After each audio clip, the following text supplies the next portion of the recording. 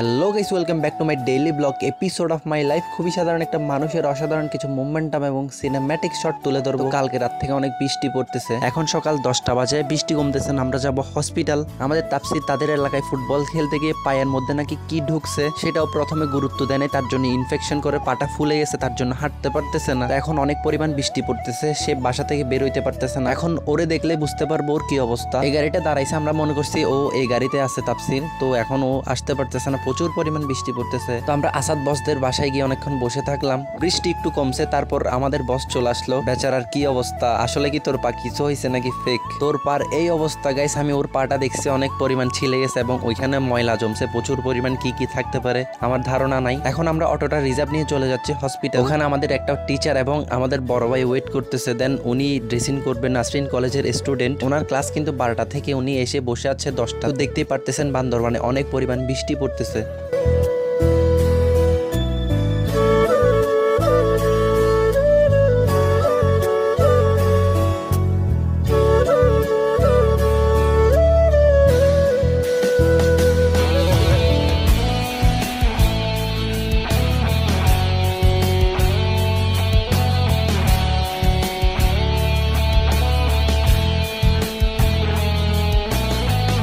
তো ওর পাটা এখন ড্রেসিং করতেছে। আমি এই ক্লিপটা ব্লার করে দিছি কারণ কপিরাইট চলে আসতে পারে তার জন্য। সো দেন এটা হচ্ছে আমাদের টিচার কোচিং এ এবং উনি নাসরিন কলেজের স্টুডেন্ট, ওর পাটা উনি ড্রেসিং করতেছে। তাফসিরের মতো একদম কাটাচিরা দেখতে পারি না। আসলে অনেকজন অনেক কিছু বলতে পারে, ওর পার এই অবস্থা, ব্লগ বানাচ্ছে, ও হাসি খুশি। আসলে আমি একটা জিনিস বিশ্বাস করি, সব কষ্টের পরে কিন্তু একটা হাসি খুশি মোমেন্টাম থাকে। ওর কিন্তু পায়ের অনেক বাজে অবস্থা, তারপরও কিন্তু হ্যাপি। ওর এখন সিরিঞ্জের মাধ্যমে এটিএস দিচ্ছে যাতে সেফটি থাকে। টিনের কাটা কিংবা প্যারাকের কাটায় যদি ফুটা থাকে সেটা পরে রিফ্লেক্ট করবে। পুরো একটা ভিতর ডিম সিরিঞ্জ নেওয়ার আগে এর অবস্থা দেখেন তার।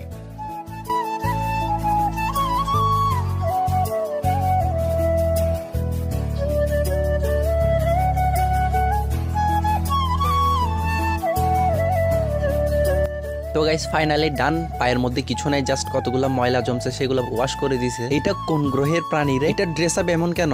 ওরে নিয়ে হাঁটতে গেলে তো আজকে সারাদিন চলে যাবে, তারপর আমাদের বাসায় যাওয়া হবে না। ঈশ্বরে বেচারার কত কষ্ট। এই অন্য গ্রহের প্রাণীটা এখানে কি করতেছে?